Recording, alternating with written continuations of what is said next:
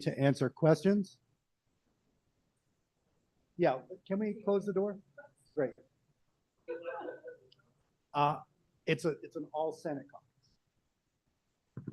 Caucus. Senator Himsdale and I are here and happy to answer questions. Also, I have maps that we looked at informally in our committee. I actually tried to get formal maps, but I've had no response in getting that maps from the map makers. So there, you'll see some hand drawing on them because I did the best I can with what I could pull down off the website and mark up. But I think they will be helpful to people. Maybe could you split them up and pass them out? Thank you. Senator Brock, Senator Westman. And the reason I'm saying I think they'll be helpful is it's one thing to hear about you can build unlimited number of housing units in a designated downtown, or you can develop an unlimited number of priority housing projects in that same sort of bounded area, plus a half mile.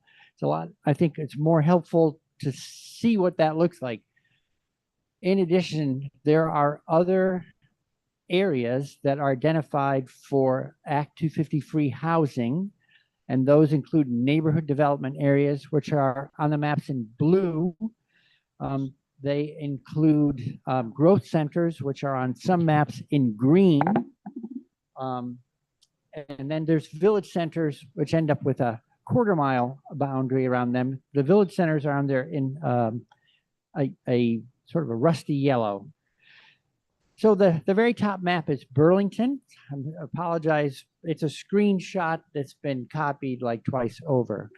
But if you look, you'll see that between the different sorts of designations that the area without Act 250 exemptions on housing projects, it covers almost all of Burlington, extends down over into South Burlington, goes out over Winooski, and then reaches out towards Essex Junction, which is on the right hand.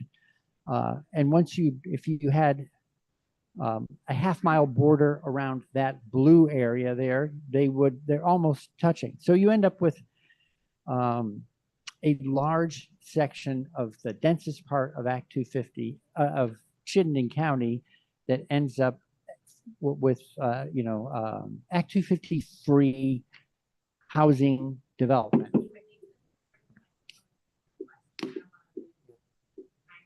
Okay, and I just don't want to do one other map. So that's Burlington. How about if you go the back side of that same one? This is St. J. So the red is a designated downtown along the river on the west side. The blue is a neighborhood development area across the river. And by the time you draw in that half-mile radius around that neighborhood development area plus the downtown, virtually almost all of St. J becomes an area in which housing is supported, Act 250 free. It sounds a little melodramatic, but an unprecedented scale. So I'm going to stop there on maps, but I have other ones. You may want to look at your town and happy to help people understand what's available. Yeah, I'm done talking. She wants to start, and I'll take the second question. You, yeah, mid-broccoli cheddar. Mid-broccoli cheddar. So thank you.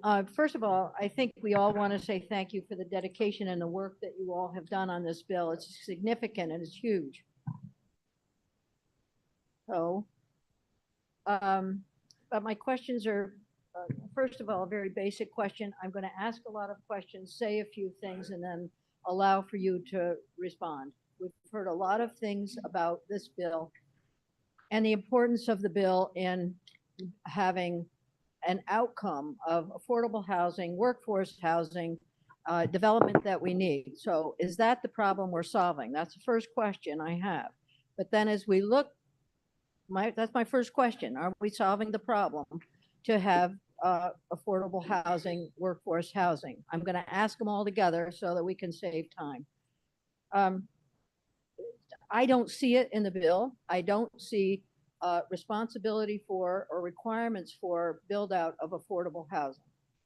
What I do see is concentrated development in, I do need perpetually affordable housing. What I do see as important, and that is concentrated growth center growth, and I see a forgiveness for undergoing certain environmental reviews for that. I don't use the word exemption. That's one question that I have. So the responsibility, and I'm going to ask them all, because if once I ask them, you guys can take off and go. The second thing is the role of the district commissions. It seems to be missing in here. It looks like they provide a form. So I'm trying to figure out, we have a very strong district commission program in our state with Act 250, and it looks like we're foregoing their work for the development through our regional planning commissions. That's my second question. So how are we honoring the work that our district commissions do in identifying environmental, critically environmental areas and stuff? Then the other question I have is, I noticed there's a paragraph in the bill about limiting sprawl. But what I don't see in the bill is how that happens.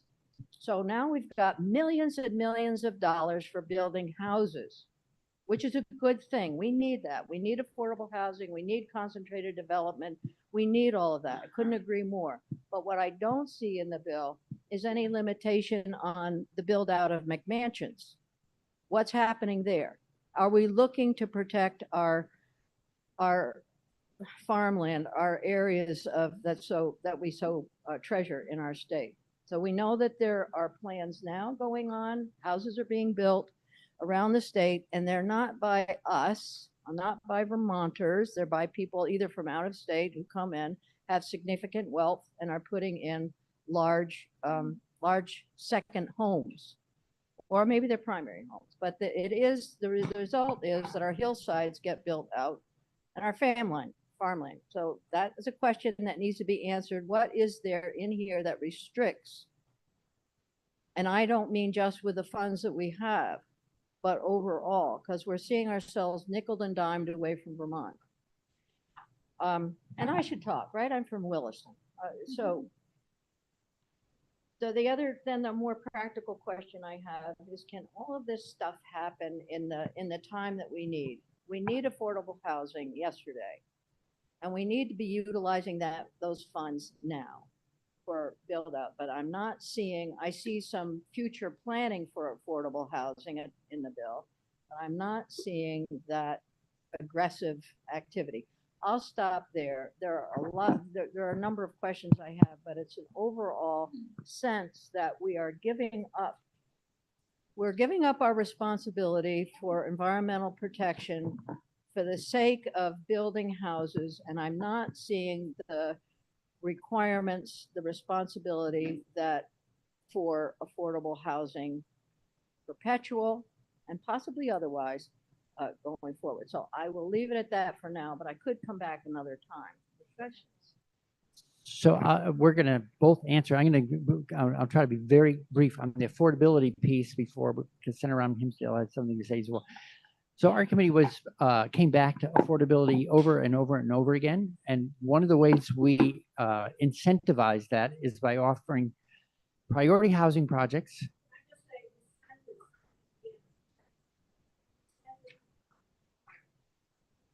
Okay. All right. Well, so, in terms of requiring housing, I think that's like a different question than we address in the bill. We end up creating opportunities for housing, and we incentivize priority housing projects by offering them the largest Act 250 free arena to operate in. So every designated area other than a village center, which has a lower limit, can have priority housing projects developed within it. So it's not just a designated area, but draw the half-mile boundary that makes things 4 times their size, for instance. they can be built with no cap on the number of those units. So that's the unlimited market-based housing is located in the designated downtown. So we're trying to preserve an incentive and an opportunity in the largest, the larger enhanced versions of all those centers. Since we can't manage the private marketplace, we're trying to make it an attractive place for people to go, and we're trying to stick to our bones of dense development as opposed to sprawl. So thank you, Senator Lyons. I'll just step back for a second and say that we have some of the best affordable housing partners in the country. They have led the way nationally and internationally, and that is about 15% of our population who live in what's considered perpetually affordable housing. Perpetually affordable housing, we usually incent or encourage or mandate in 3 different ways. One is incentivizing their ability to create more density and more units than private housing. Another is financing and providing large sums of money that help ensure that it remains perpetually affordable. And if we get to some of the contingency list items, we will be doing a great deal on that front as well, in addition to having more money for affordable housing in our proposals in the budget that in FY25 than the House. Finally, we have a lot of communities that have inclusionary zoning. That's really their responsibility and a power that we don't have, but that local communities have to say, if you are a private developer building a project, we are going to require a certain number of units be inclusionary. We can certainly encourage more of that and help with more of that, but that is a decision made municipality by municipality. I just want to recognize that a lot of our perpetually affordable housing projects and communities get stuck in the same process that private developers do. There is a Putney project that is 25 units that they've been trying to build for over a decade, and they have faced an additional cost of $1.5 million now that they've added in the losses and their most recent trip to the Supreme Court from one neighbor who has opposed the project. They could really use those 25 units. But if you talk to Evernorth, who does the majority of our affordable housing, they pay $50,000 to $100,000 fees to develop affordable housing as well. That would be removed. So our affordable housing partners were at the table saying, please remove these regulatory barriers as well. And I just will never miss an opportunity to point out that when we build more density and more units, we bring down the cost of housing for everyone. Our committee is not just concerned with perpetually affordable housing. We are also concerned with housing that is affordable for everyone. You can see the Pew Charitable Research Trust slides that I had them present a couple weeks ago. They have the best research consensus in the country to demonstrate that the more units you build, the lower rent increases are, the lower your homelessness rate. This has been true everywhere in the country. So that's workforce housing as well. We're very concerned about sprawl. And personally, and I know members of my committee share this, we believe that the 10-5-5 rule actually creates sprawl because you're going to get your money as a developer from building 9 units within 5 years, within 5 miles, and not hitting Act 250. And we'd like to see more incentives in the future for priority housing projects in our rural areas so that they can achieve more density and cluster perpetually affordable housing in our rural areas as well.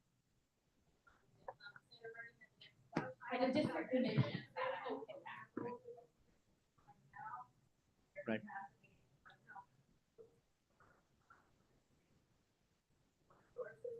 Right.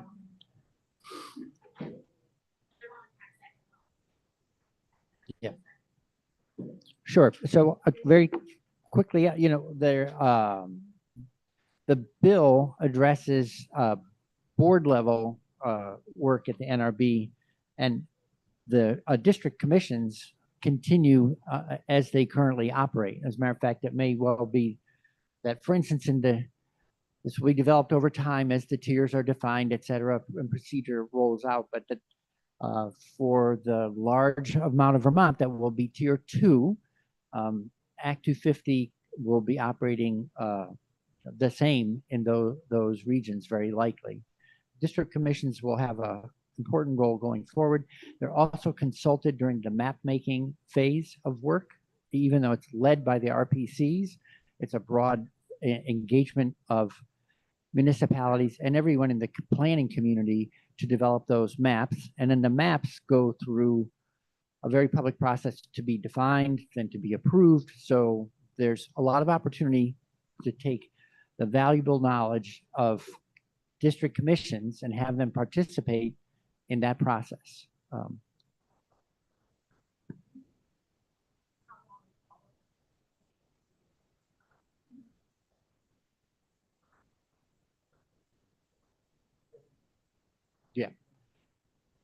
Yeah, well, we can, yeah. So we pulled the, we opened the doors completely to trying to be responsive to the housing crisis by saying, you go to these designated areas or enhanced designated areas, the limits on number of units that you can build without triggering Act 250 is removed.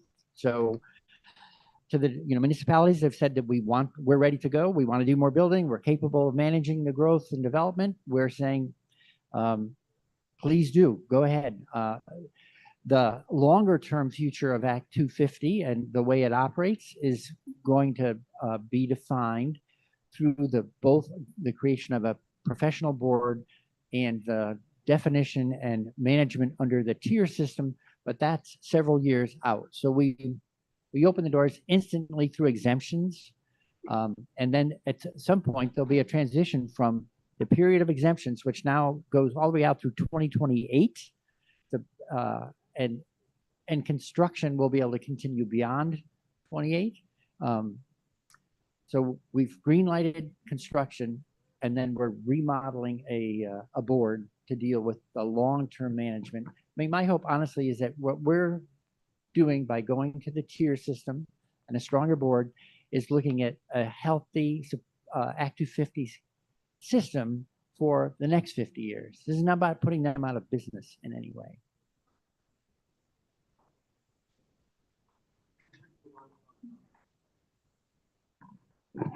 Okay.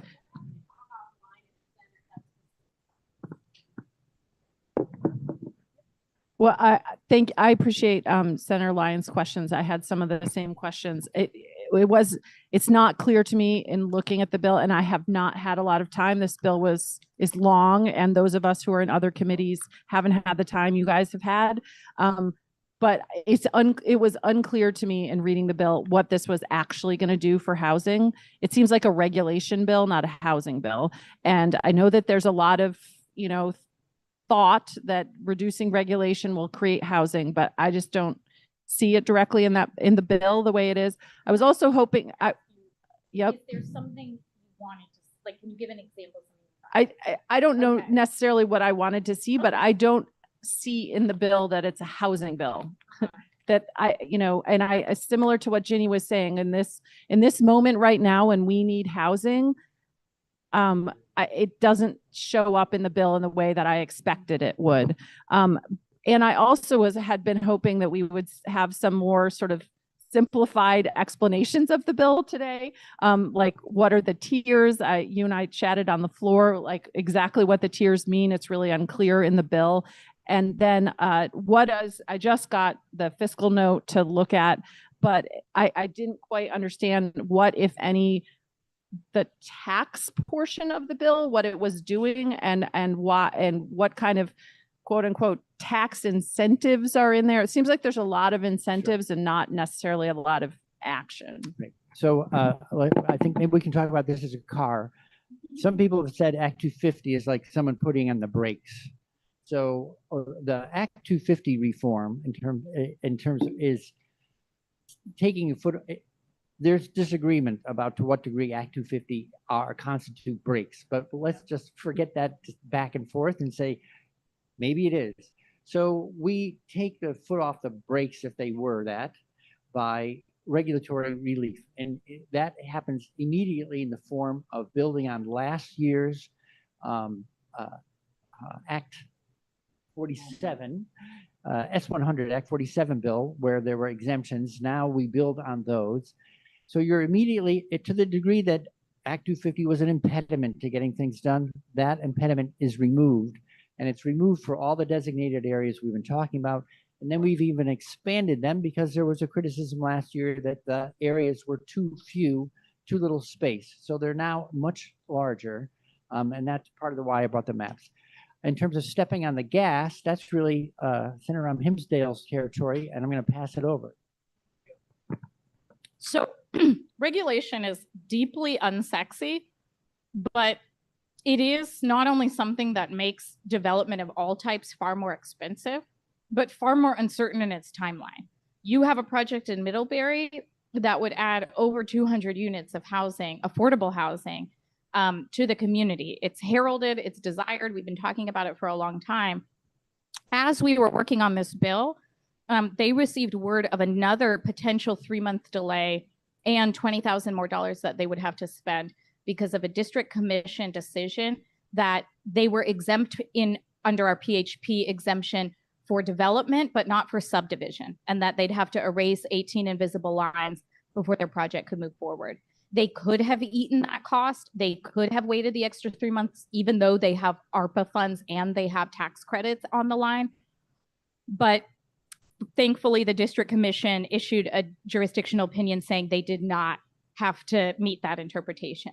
That kind of thing is happening all over the state with all kinds of projects, affordable and otherwise, and those delays and those costs add up.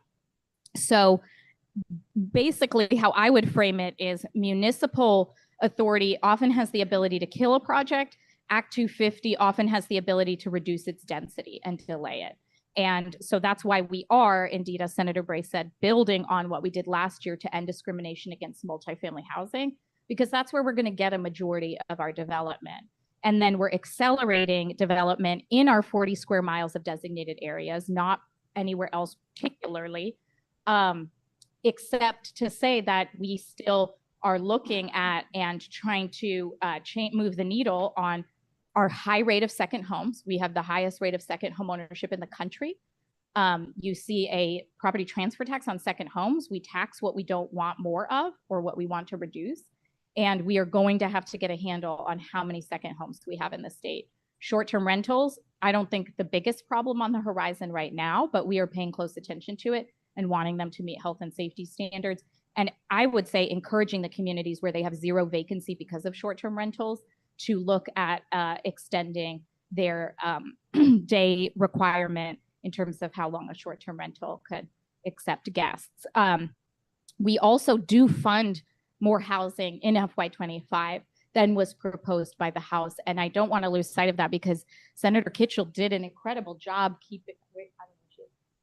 keeping an eye on housing funding. It's not only in the budget, but it's in the contingency fund in a major way if, and it sounds like when that money comes through. That is the biggest commitment we've made, another historic commitment on top of historic commitments. And I'd be happy to take ideas for what else people think we should do. But I have been traveling regionally. I have had other legislators in other states come up to me and say, we took your bill and we copied it and we passed as much as we could.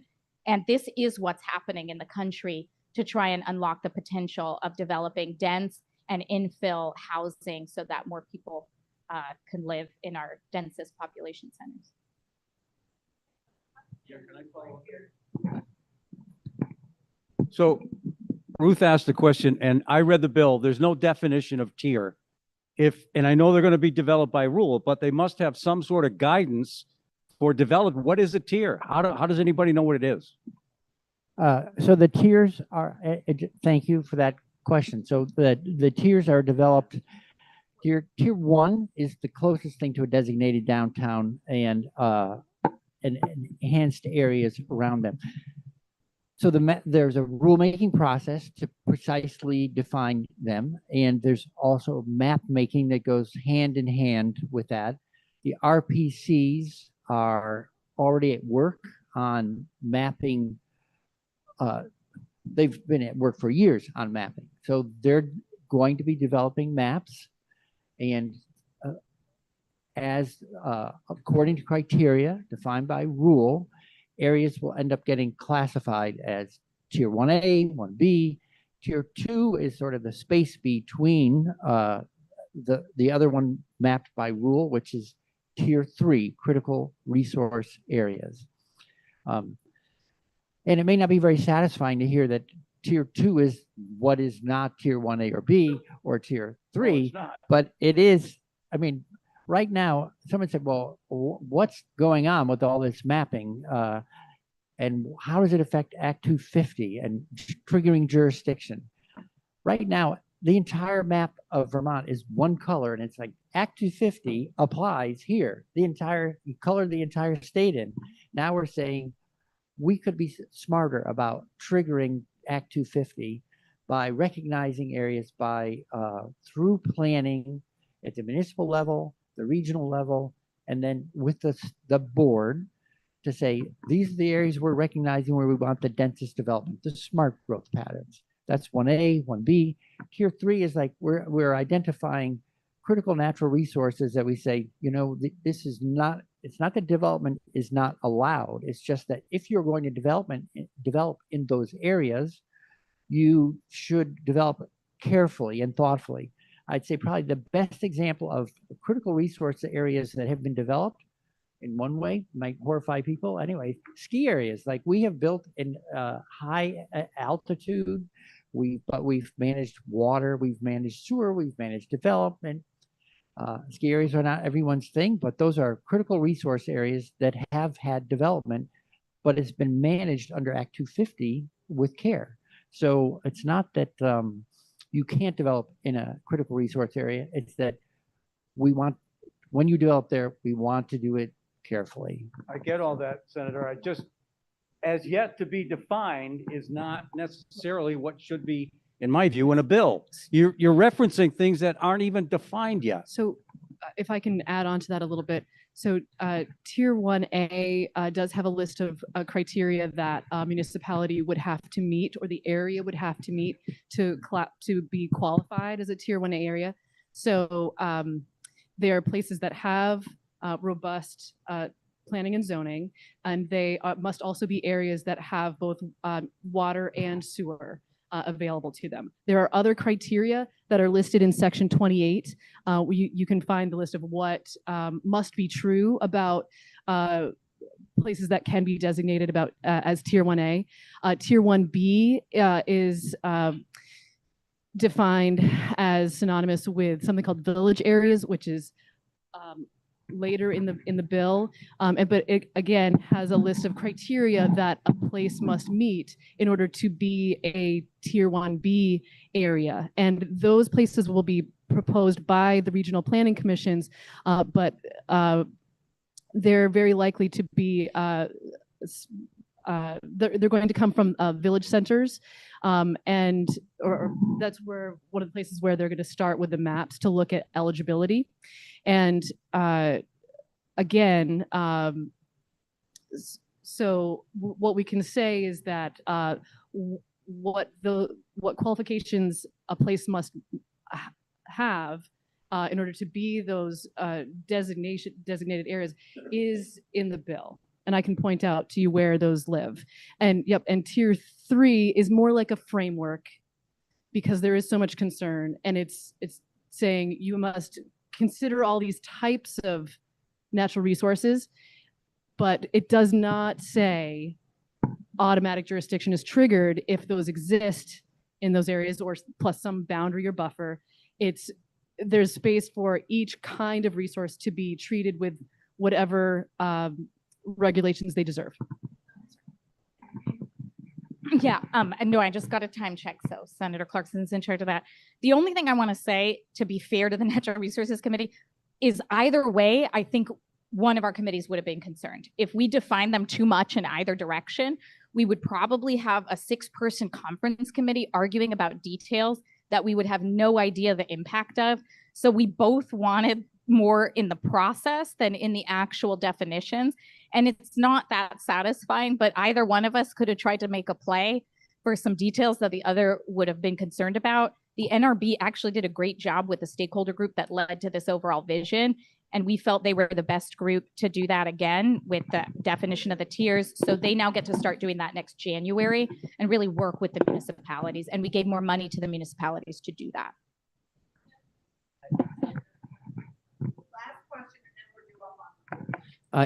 This is more of a comment than a question, and it is a comment, a question about the tiers. In my specific example, I have the Village of Johnson that's just lost 40 housing units. They have no zoning within their community. It's hard for me to tell, and that immediately, from what I read, this would kick them out of tier 1 because they don't have those planning. If they, well, and that's where I find your tiers confusing and how that all fits. If I've got a community that's just lost 40 housing units, there's no project going on in those communities. What are they, where do they fit? How is this going to help them? Yeah. The exemptions apply right now if they have a designated or municipal water. They have municipal water and sewer. So we continue to work with you, and plus they should get a tax. We've got the property tax freeze. I get all of that. They would fall into tier 1B because they have municipal water and sewer, which is an exemption up to 50 units. And the process of determining your tier 1B is really led by the municipality. It can be non-contiguous. You can say this piece on the hill, this piece by the safe place in the river, you know, so you can determine that. 1A usually follows the zoning and the big designated areas, but we also give more money in case they want zoning, in case they want more help to map out where that should go. Lamoille County folks were really involved in the bill, and we were grateful for that. And they had, it's like their life's mission to get Act 250 out of the way in Johnson. So I'm here for you. We're gonna work on this. We're all here for Johnson. Up on the floor, please continue to ask questions on the floor. This is we're gonna have a great debate.